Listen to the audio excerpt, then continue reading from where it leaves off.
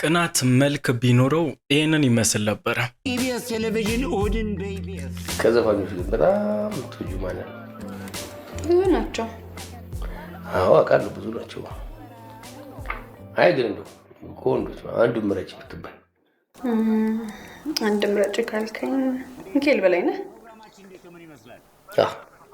ሚካኤል የተሻለ እያደረግን ያለ ነው። መላጣ ባይሆንስ? ምን በጉሮሮ እንጂ የሚዘፍነው በመላጣው አይደል? እሱ ደግሞ ከመላጣው ይልቅ ኮፍያው ነው የሚያምርበት አይደል?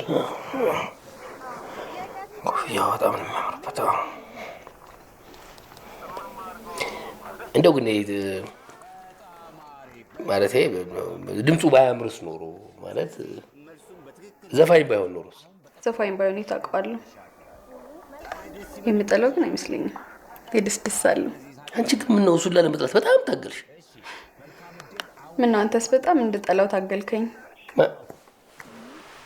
እንጃ አይመቸኝም። የሆነ አዛ ነገር ነው። ምክንያት አለ? በጣም ምክንያት አለኝ። ማለት በቃ ዝም ብሎ ሁሉንም ዘፈን የሆነ ትዝታ ለማድረግ የሚጥረው ነገር በጣም ያናደኛል። እሱን እኮ ደናደርክ ብትይው ራሱ እግዚአብሔር ይመስገን እግዚአብሔር ይመስገን የሚል ይመስለኛል።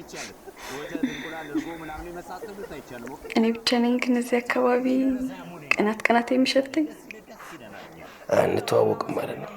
ደግሞ በማንም ጀማሪ ዘፋኝ ልቅና እንዴ? ሚኪ እኮ ጀማሪ አይደለም፣ ሌጀንድ ነው። እንጃ እንግዲህ ለአንቺ ሌጀንድ ነው። እኔ አላውቀውም። ታውቀዋለሁ? ስለማላውቀው ሊሆን ይችላል።